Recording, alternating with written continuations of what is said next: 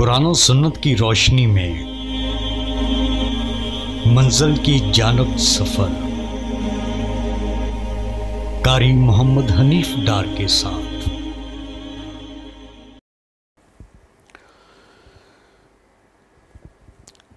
گلزار نامی بندہ کہتا ہے، وہ جو اس کے پروگرام میں شریک تھا، گلزار شاید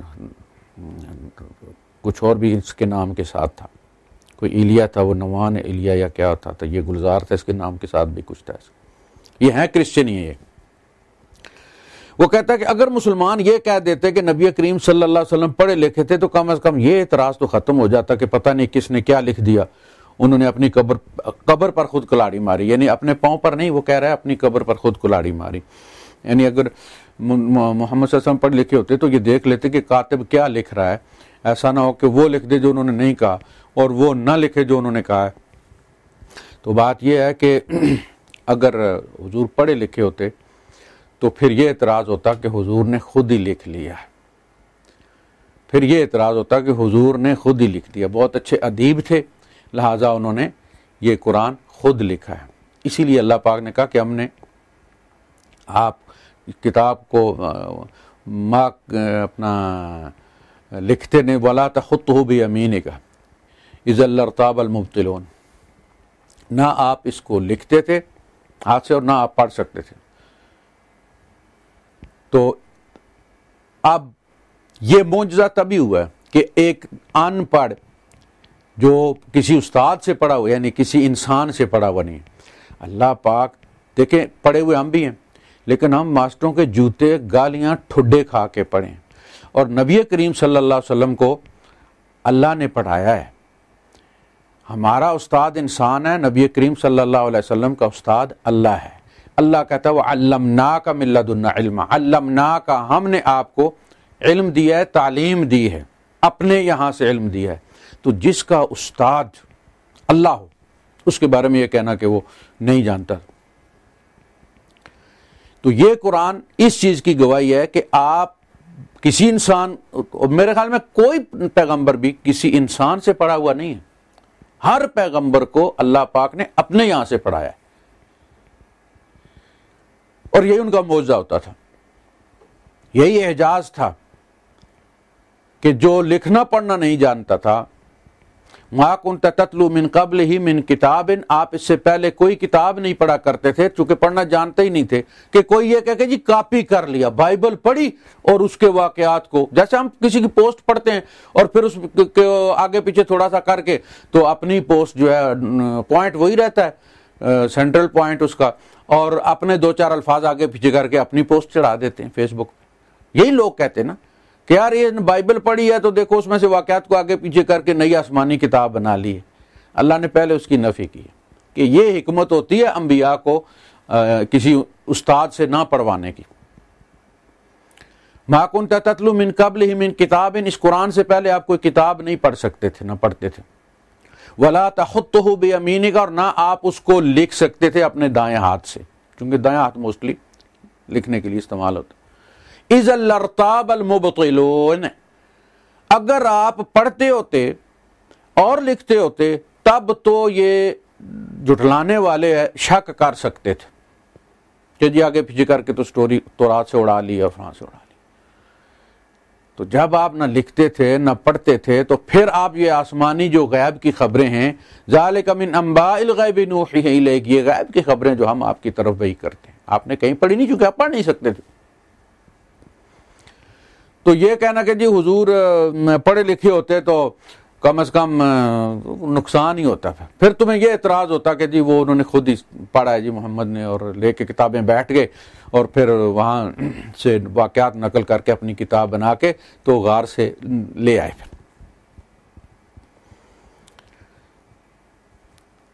اچھا، گلزار جو بندہ ہے وہاں پہ وہ کہتا ہے کہ انسانی عقل کا تقاضا ہے کہ ایک کمپنی کا سی ای او اپنی کمپنی کے لیے بیسٹ بندہ منتخب کرتا ہے۔ یہ کیسا ذہین اللہ ہے جو اپنے دین کے لیے ایک ان پڑھ کو منتخب فرماتا ہے، حالانکہ اس کے نتیجے میں اربوں انسان دوزخ میں جلنے والے ہیں۔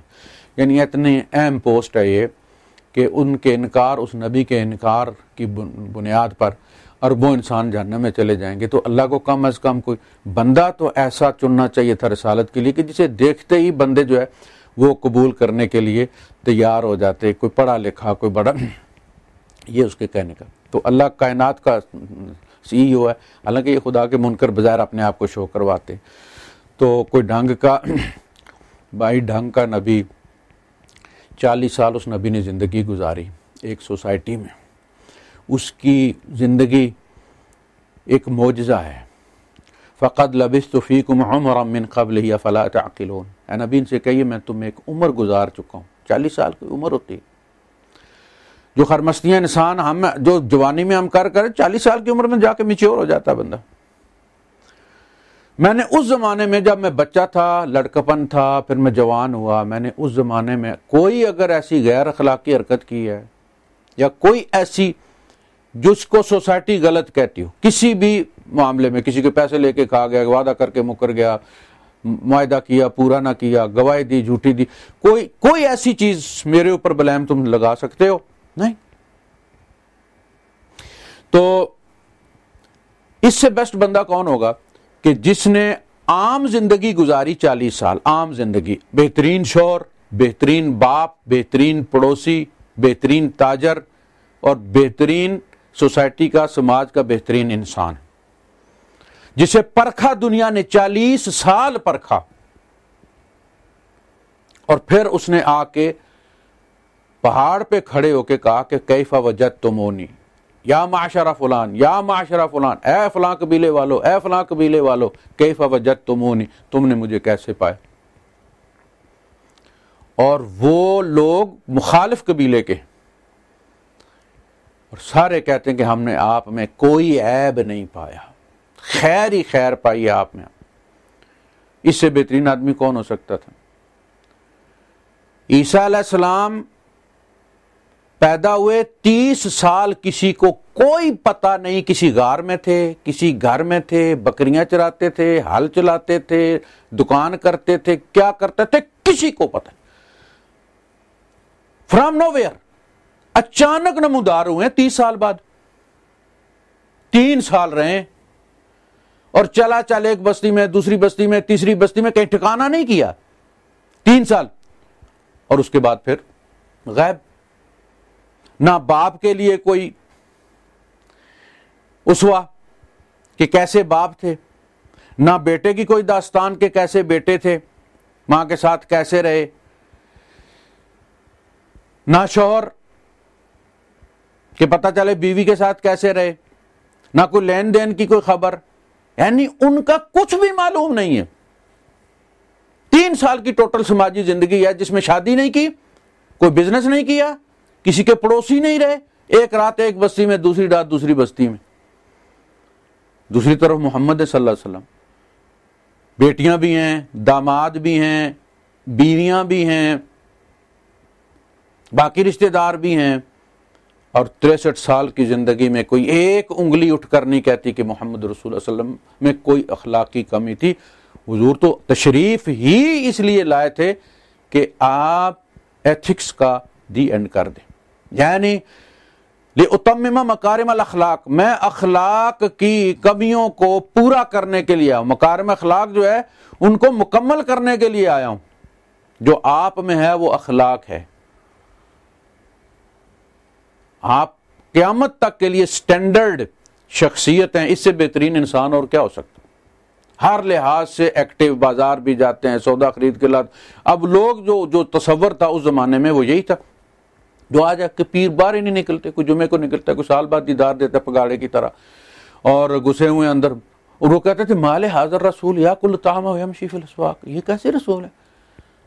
یہ کھانا بھی کھاتے ہیں اور بازار بھی جاتے ہیں، شاپنگ بھی کرتے ہیں، تھیلے لٹکائے ہوئے اپنے گھر والوں کے لیے بھی لے آتے ہیں، اور جو بیوائیں ہیں غزوہ احد کی ان کے تھیلے بھی لے آتے ہیں اٹھا کے، ان کے لیے بھی سبزی خرید کر لے آتے ہیں۔ یہ کیسے رسول ہے؟ لولا انزل علیہ ملک فیکون معہ نذیر، اس کا پروٹوکول کیوں نہیں لگتا؟ اس کے لیے روٹ کیوں نہیں لگتا؟ فرشتے رستے میں کھڑے کیوں نہیں ہوتے کہ ہٹو بچو نبی آ رہے ہیں؟ یہ اعتراضات تو کوئی نئے نہیں ہے، اس لیے میں کہتا ہوں کہ کوئی بھی مرتد، ملحد، منکر خدا قیامت تک وہ اعتراض نہیں کر سکتا کہ جو اعتراض قرآن میں مینشن نہ ہو اور اس کا جواب نہ دیا ہو اللہ نے. پھر کتاب بند کی ہے, ختم کی ہے, پھر انسانیت سے خطاب ختم کیا, پھر رسالت ختم کی. یہ جتنے اعتراضات یہ کر رہے ہیں ان سب کا جواب قرآن میں دیا گیا, اس لیے کہ ان لوگوں نے بھی یہی کہا تھا ان ہی اللہ حیاتنا دنیا نموت و نحیا وما یہلکنا الا الدہر. یہ دنیا کی زندگی ہم کھاتے پیتے مر جاتے ہیں جیسے مشین پرانی ہوتی ہے. زمانہ مار دیتا ہے ہمیں, ٹائم اینڈ سپیس ہمیں مار دیتا ہے. وما نحن بمبعوثین وما نحن بمخرجین, ہم نہیں نکالے جائیں گے, ہم نہیں دوبارہ اٹھائے جائیں گے. کوئی نیا اعتراض ہے اس میں؟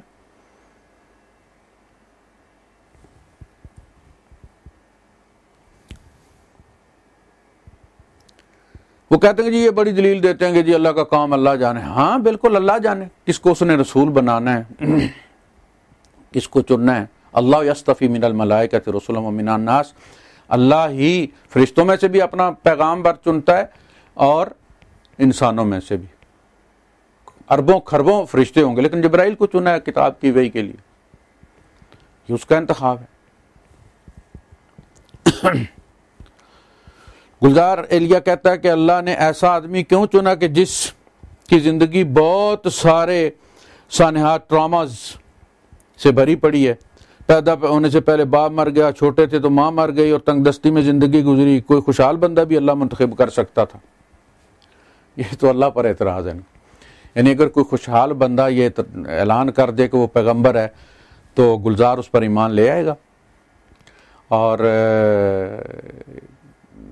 غالب کمال اس پر ایمان لے آئے گا اس بنیاد پر کہ وہ بڑا بندہ ہے, کسی ملک کا صدر ہے یا وزیر اعظم ہے, بڑا پیسے والا ہے.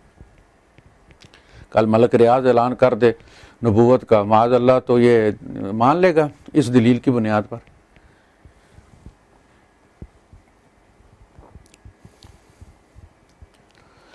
غالب کہتا ہے کہ کیا ایسا ہو سکتا ہے کہ کوئی آتھر کتاب لکھے اور اس طرح بات کو ریپیٹ کرے؟ بھائی کتاب کوئی بندے نے تو لکھی ہی نہیں ہے. ریپیٹ تو تم لوگ خود اپنے 1 گھنٹے کے خطاب میں کتنی چیزیں ریپیٹ کر رہے ہو. تم اپنی ذرا ویڈیو خود بھی دیکھ لیا کرو, کتنی باتیں تم مل کے تینوں بار بار ریپیٹ کر رہے ہو تم. لیکن اللہ جب ریپیٹ کرتا ہے تو وہ بات ریپیٹ نہیں ہوتی, اس کا نیا پہلو سامنے آتا ہے. بات وہی ہوتی ہے لیکن اس میں سے پن پوائنٹ کر کے اللہ پاک ایک پوائنٹ اور واضح کر ہوتا ہے کہ اس میں یہ بھی سبق ہے, اس میں یہ بھی سبق ہے. لقد کان فی قصصہم عبرۃ لأولی الالباب, ان قصوں میں عقل مندوں کے لیے عبرت ہے, لہذا وہ پوائنٹ اس کا واضح کیا جاتا ہے, اس جگہ وہ ریپیٹیشن نہیں ہے. اچھا, جب واقعہ موسیٰ علیہ السلام کا یا ابلیس کا یا آدم علیہ السلام کا نئی جگہ ہوتا ہے تو پھر یہ بھی اعتراض کرتے ہیں کہ جی یہاں تبدیل کیوں ہو گیا, یہاں ورڈنگ اس کی تبدیل کیوں ہوگی. تو پھر ریپیٹیشن تو نہ ہوئی نا, ورڈنگ تبدیل ہو گئی تو اس کا مطلب ہے کوئی اور چیز واضح کی جا رہی ہے. تمہارا اعتراض ہوتا ہے اس پہ پھر کہ دیکھیں جی سورہ طٰہٰ میں اللہ پاک اور کہہ رہا ہے کہ موسیٰ نے یہ کہا, اور فلاں جگہ جو ہے سورہ قصص میں اللہ پاک اور کہہ رہا ہے. اللہ پاک اور اس لیے کہہ رہا ہے تاکہ وہاں وہ چیز واضح کرے جو اس میں پیغام تھا, جو پچھلے میں نہیں تھا.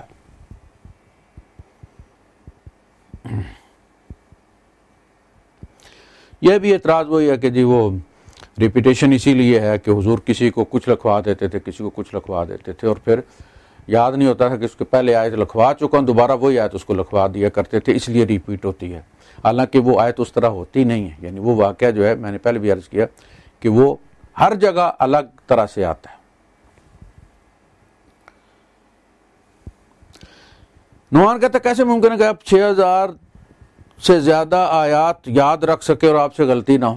بھائی یاد کیا تو نہیں نا حضور نے, حضور نے یاد کیا نہیں ہے, ہماری طرح رٹا نہیں لگایا. حضور کے اندر اسی طرح انسٹال کیا گیا قرآن جس طرح ہمارا نا, ہمیں یاد ہے کہ ہم انسان ہیں اور ہم کبھی نہیں بھولتے کہ ہم انسان ہیں. اسی طرح حضور بھی قرآن کو بھول سکتے ہی نہیں تھے, اس لیے کہ حضور نے یاد ہی نہیں کیا تھا. ہمیشہ بھولتا وہ ہے جو یاد کرتا ہے. حضور کے اندر وہ ڈاؤن لوڈ ہوا اور انسٹال ہو گیا. اب حضور بھول ہی نہیں سکتے اس کو. اب لوگ اپنا قرآن درست, لہٰذا کوئی بھی ایسی روایت جو کہے کہ حضور بولے ہیں, وہ راوی بھولا ہے, حضور نہیں بھولے.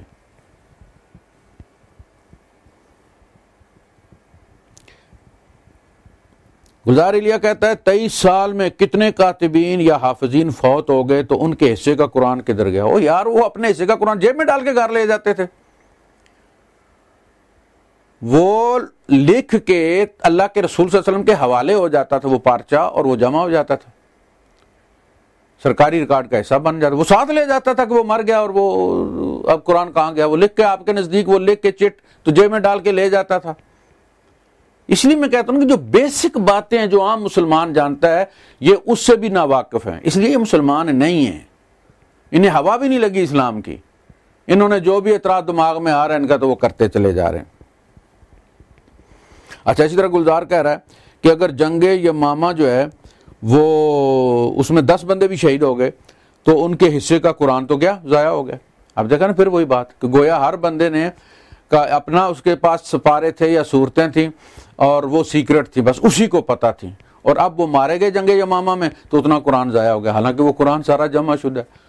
بل هو آیات بینات فی صدور الذین اوتوا العلم، وہ اہل علم کے دلوں میں محفوظ ہے، وہ ایک بندے کے پاس نہیں رکھا ہوا سیکرٹ، وہ ڈھیر سارے مومن جو ہے وہ حافظین قرآن ہیں، 10 نہیں 10,000 بھی اگر شہید ہو جاتے تو بھی قرآن کو کوئی خطرہ نہیں تھا، لیکن جنگ یمامہ میں صرف ایک حافظ شہید ہوا ہے، یہ بھی فسانہ ہے کہ 400 ہوئے اور اتنے ہوئے اور فلاں ہوئے، اس پہ بھی انشاءاللہ بات ہوگی۔ ایک بندہ صرف شہید ہوا ہے جو حافظ قرآن تھا ان میں۔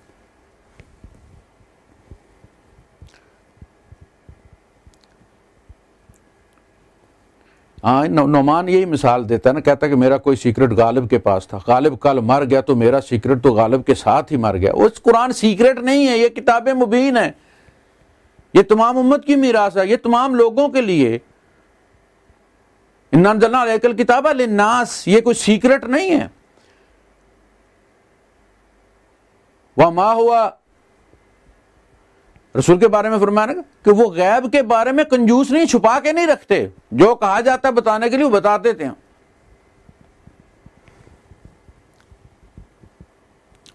سیکرٹ 400 الفاظ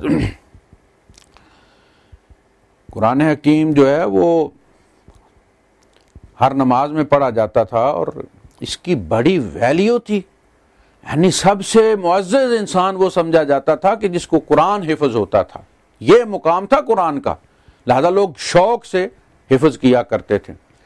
زید ابن ثابت تھے یا کوئی اور صاحب تھے جو قباء کی بستی میں نماز پڑھاتے تھے، تو وہ لوگ آئے کہ اللہ کے رسول امام ہم میں سے کون ہونا چاہیے؟ تو آپ نے فرمایا اقرأکم قرآنا، جس کو تم میں سے زیادہ قرآن یاد ہے۔ تو ان میں ایک بچہ تھا 7 سال کا جس کو قرآن ان سب سے زیادہ یاد تھا۔ جو بھی لوگ آتے حضور سے مل کے جاتے، وہ ان سے پوچھتا کہ کیا نیا قرآن جو ہے وہ کیا کون سی آیات نازل ہوئیں، اور وہ پھر اسے بتاتے اور وہ یاد کر لیتا ان کو۔ وہ بچہ امام ہے، 7 سال کے بچے کو یہ اعزاز حاصل ہے کہ چونکہ اسے قرآن حافظ ہے، حفظ ہے، اسے محفوظ ہے اس کے پاس، لہذا وہ تمہارا امام ہوگا۔ کسی زمانے میں یہ ہوتا تھا قرآن کا مقام۔ ہمارے یہاں کچھ اور داڑھی پوری ہے، حافظ قرآن بھی ہے، داڑھی پوری نہیں ہے جی، نہیں آگے ہو سکتا جی، اور داڑھی پوری ہے، پوری سے مراد جو ہے وہ 4 انگل داڑھی، مشت بھر پوری ہے، تو پھر اس کو آگے کھڑا کر دو، بے شک کل وہ لونڈے باز نکل آئے۔ پھر قرآن کا تو مقام ہی کوئی نہیں نہ رہا، یعنی جو ایک بندے نے داڑھی صاف کلین شیو ہے بائی دا وے، نہ مونچھ ہے نہ داڑھی، لیکن حافظ قرآن ہے۔ تو حضور کا حکم تو یہی ہے کہ اقرأکم قرآن، جو تمہیں زیادہ قرآن یاد جس نے کیا ہوا ہے وہ امامت کا حقدار ہے۔ وہ کہاں گیا اصول؟ داڑھی کیسے آگے آ گئی کہ چونکہ داڑھی نہیں لہذا آگے نہیں آ سکتا، اس کی اذان بھی مکروہ ہے اس کی، یہ کہاں سے نکلی ہے بات؟ تو جس معاشرے میں قرآن کا یہ مقام ہو کہ 7 سال کا بچہ بڑوں کی امامت اس لیے کرے کہ اسے قرآن زیادہ یاد ہے، وہاں کتنا شوق ہوگا اور ذوق ہوگا لوگوں میں کہ وہ زیادہ سے زیادہ قرآن جو ہے وہ یاد کریں۔ کہتا جی آپ نے ڈیٹا 2-3 فلیش ڈرائیو میں رکھا ہوا ہے، ان میں سے 1-2 گر جاتی ہیں تو ان والی انفارمیشن تو چلی گئی نا، ضائع ہو گئی۔ وہی بات، بار بار وہی چیز ریپیٹ کر رہے ہیں۔ بھائی قرآن کوئی فلیش ڈرائیو میں رکھا ہوا نہیں تھا، ہر بندے کی پرسنل وہ فلیش ڈرائیو میں تھا، اور وہ جو ایک کی فلیش ڈرائیو میں تھا وہ دوسرے کی فلیش ڈرائیو میں نہیں تھا، سارے حافظ قرآن تھے، قرآن سب کے لیے تھا، سب کو ایک ہی قرآن یاد تھا۔ سب ایک ہی قرآن حضور کے پیچھے سنا کرتے تھے اور سنایا کرتے تھے. یہ اعتراضات ہیں جی ان کے. اب اندازہ کریں. یہ کہتے ہیں کہ جو کاتبین تھے 42 یہ کہتے ہیں ان میں سے 12 آدمیوں کی کمیٹی بنائی گئی. حضرت زید بن ثابت رضی اللہ تعالیٰ عنہ جو تھے وہ جو غزوہ بدر کے قیدی تھے نا، ان کو کہا گیا تھا کہ جو پیسے نہیں دے سکتا، فدیہ نہیں دے سکتا، وہ ہمارے 10 بچوں کو لکھنا پڑھنا سکھا دے اور آزاد ہو جائے. جو مکے والے قیدی تھے ان سے کہا گیا تھا، یہ طے ہوا تھا. حضرت زید ان مکی قیدیوں سے لکھنا پڑھنا آپ نے سیکھا تھا. تو کہتے ہیں 42 آدمیوں میں سے 12 آدمیوں کی کمیٹی بنائی گئی کہ وہ قرآن کو اکٹھا کریں. مسلمان بتائیں باقی حافظین کا قرآن کہاں گیا؟ یعنی باقی وہی میں نے کہا نا، دیکھیں کتنی ریپیٹیشن ہے ان کے اعتراضات میں، اور کہتے ہیں جی قرآن ریپیٹ کرتا ہے لہذا تضاد ہے. تم خود اپنی بات کتنی ریپیٹ کر رہے ہو. اس سب حفاظ کو ایک ہی قرآن یاد تھا یار، کوئی ٹکڑوں میں نہیں تھا کہ جو شہید ہو گئے ان کے پاس جو تھا وہ غائب ہو گیا، ختم ہو گیا، اب نہیں ملے گا کبھی بھی. 100 آدمی 100 کے پاس ایک ہی قرآن، ان میں سے 99 بھی اگر شہید ہو جائیں تو قرآن کا کچھ نہیں گیا. وہ جو ایک بچا ہوا اس کے پاس پورا قرآن موجود ہے. پھر بار بار اس کو ریپیٹ کرنا، فلیش ڈرائیو گر گئی ہے اور بندے مر گئے ہیں تو قرآن کہاں چلا گیا ہے. پھر جھوٹ 32,000 نے ویریفیکیشن کی، یعنی سن کر کہا کہ محمد صلی اللہ علیہ وسلم نے ایسے ہی کہا تھا، اور ان 32,000 میں بہت سارے وہ تھے جنہوں نے محمد صلی اللہ علیہ وسلم کو دیکھا ہی نہیں ہوا تھا. اب یہ ان کی ساری کہانیاں بنائی ہوئی ہیں ان کی اپنی گڑی. ایسی تو کوئی بات بھی نہیں ہوئی کہ 32,000 آدمیوں کو کہا گیا کہ یہ قرآن صحیح ہے. حضور پڑھتے تھے، ہر نماز میں پڑھتے تھے، پھر رمضان میں سناتے تھے اور سارے سنتے تھے. اپنا اپنا صحیفہ سب کے پاس تھا، لکھ لیتے تھے.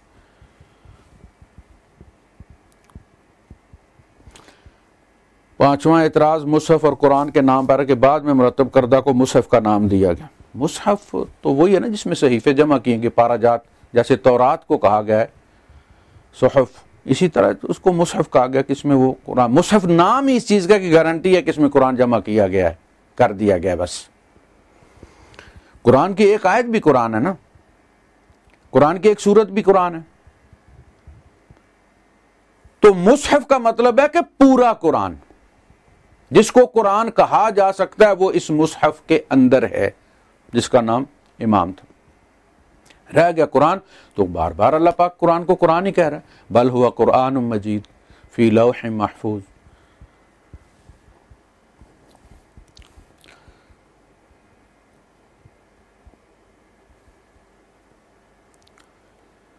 ابوبکر عمر نے نام مصحف رکھا، یعنی قرآن کی کتابی شکل.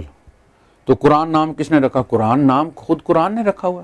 جگہ جگہ قرآن کو قرآن ہی کہا گیا. یہ پانچواں اعتراض تھا جی. چھٹا اعتراض جن لوگوں نے ویریفائی کیا ان میں سے کسی کا نام، وہ ویریفائی کیا ہی کسی نے نہیں ہے. سارے مسلمان ویریفائی جو بھی تو حضور کے پیچھے تھے اس کو قرآن ہی سمجھتے تھے. حضور پڑھتے تھے قرآن ہی پڑھتے تھے، پیچھے سننے والے قرآن ہی سنتے تھے. ایسا تو کوئی موقع ہی کبھی نہیں ہوا کہ ویریفیکیشن حضور نے کروا دی تھی. زید بن ثابت رضی اللہ تعالیٰ نے لکھا تھا پورا قرآن اور حضور کو پھر وہ سنایا تھا اور حضور نے اس کی ویریفیکیشن کی تھی، اور اس کے بعد وہ قرآن حضرت حفصہ رضی اللہ تعالیٰ عنہ کے پاس محفوظ کر دیا گیا تھا. وہی قرآن پھر بار بار منگوا کر اس کے نسخے تیار کیے جاتے تھے اور مختلف گورنروں کے پاس ان کو بھیجا جاتا تھا. اور جس کسی بھی وہاں قرآن اگر کوئی لکھنا چاہتا تھا اپنا پرسنل تو وہاں اس گورنر کے یہاں سے اس کو کاپی کر سکتا تھا. ساتواں اعتراض علی نے قرآن کی ترتیب موجودہ شکل میں پیش کی. ایسا نہیں ہے، یہ بھی فساد نہیں ہے. قرآن جس طرح اب ہے اسی طرح لوح محفوظ پر بھی ہے، اور اسی طرح نبی کریم صلی اللہ علیہ وسلم کے سینے میں بھی ہے. اسی ترتیب کے ساتھ نازل ہوا ہے. مختلف صورتیں کھلی ہوئی ہوتی تھیں اور جو آیتیں نازل ہوتی تھیں وہ جبرائیل بتا دیتے کہ فلاں صورت میں فلاں آیت کے بعد رکھنا ہے، اور یہ اسی ترتیب سے نازل ہو رہا تھا. اس میں کوئی بعد میں کسی نے تبدیلی نہیں کی. یہ تھے ان کے 7 اعتراضات جن کا جواب میں نے دیا. آپ نے دیکھ لیا کتنے وزنی ان کے اعتراضات ہیں، لیکن وہ یوں کر رہے تھے کہ بس اب اسلام نے بچنا نہیں ہے. وآخر دعوانا الحمدللہ رب العالمین. جمع قرآن پر انشاءاللہ ایک سیریز میں تیار کروں گا تاکہ یہ جو کہانیاں مسلمانوں کے یہاں پھیلی ہوئی ہیں ان کے سد باب کو ایک جگہ ہی جمع کر دیا جائے، ایک موضوع کو ایک ہی سیریز کے تحت دیکھ لیا جائے۔